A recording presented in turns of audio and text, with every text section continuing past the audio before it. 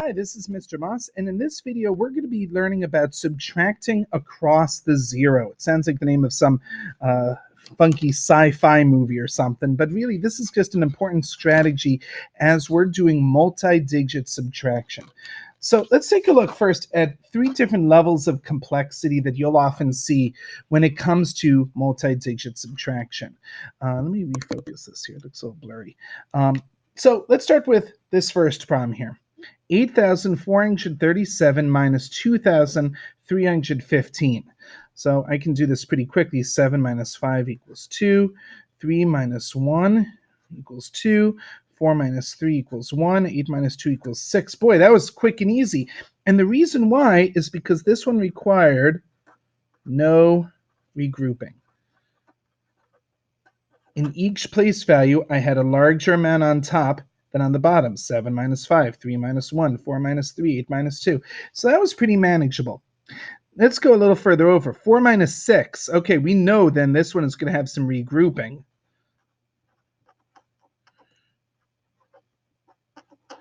Four minus 6 I can't do, so I need to regroup. We're not saying borrow. I need to regroup from this 8. 8 becomes a 7, and my 4 becomes 14. 14 minus 6, I'm using the standard algorithm here, although you certainly could use trade first as well. 14 minus 6, okay, that's going to be 8. 7 minus 5, I can do that, that's 2. 2 minus 7, I can't do, so I need to regroup. 4 becomes a 3. 2 becomes 12. 12 minus 7, all right, 12 minus 7, that's going to be 5. And then 3 minus 1 is 2, 2,528. So clearly I had a good amount of regrouping that I had to do here, but it wasn't terrible. Now we get to subtracting with zeros.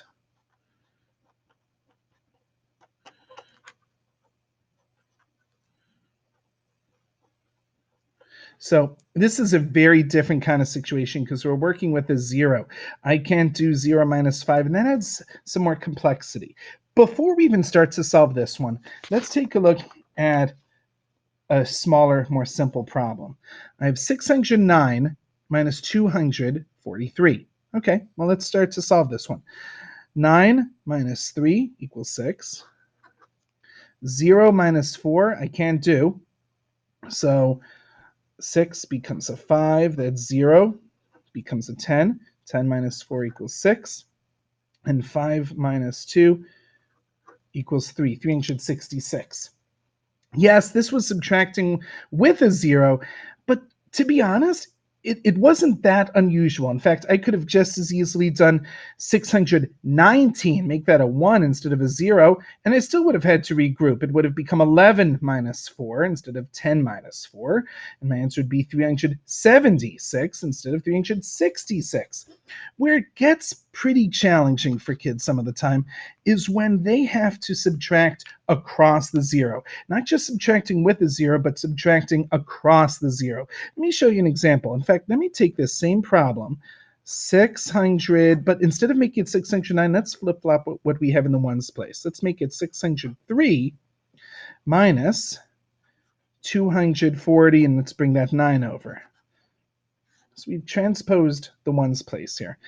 Let's see how this problem ends up being a little different and a little bit more complicated.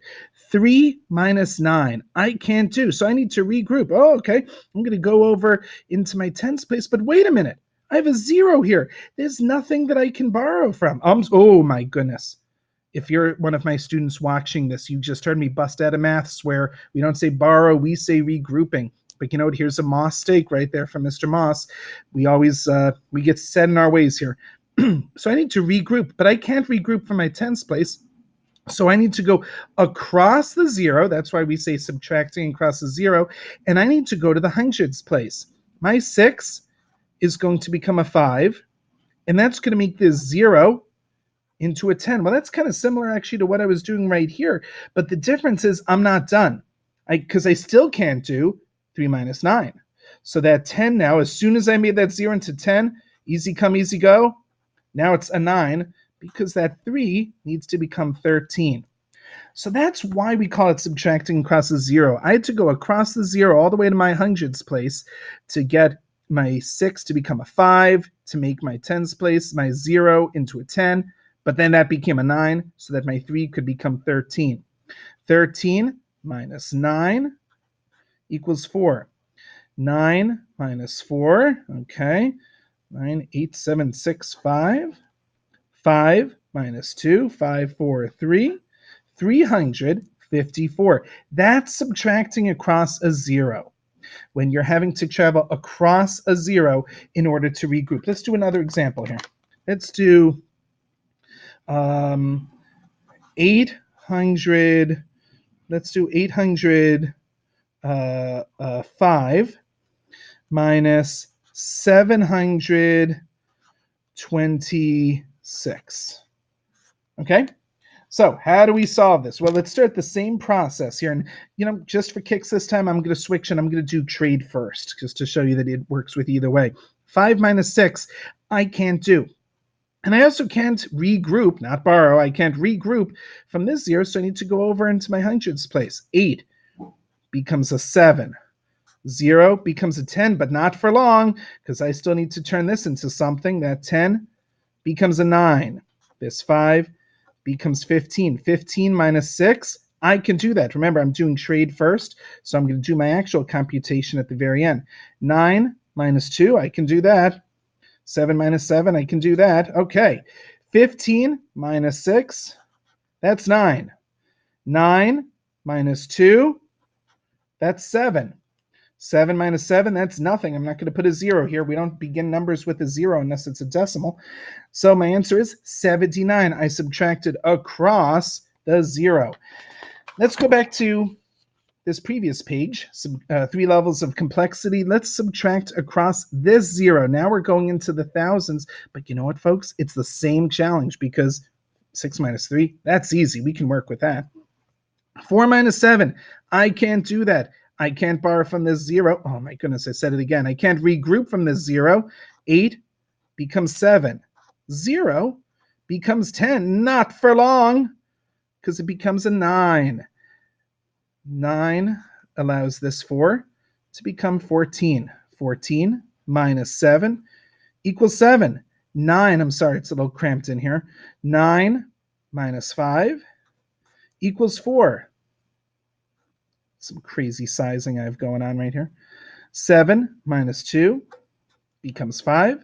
6 minus 3 equals 3, which makes this answer 3,547.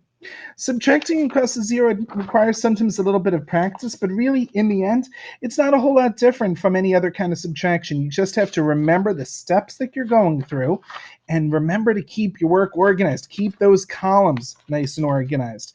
I should give a plug for the fact that I very often find myself recommending to students that they use graph paper, or sometimes that they just draw some lines to organize their calculations, to make sure that they're keeping all of their numbers lined up as they're working. So all of these can help you with your multi-digit subtraction, especially subtracting across the 0. This has been Mr. Moss working with you on this sometimes challenging technique, and I hope this was a helpful guide for you. Have a great day.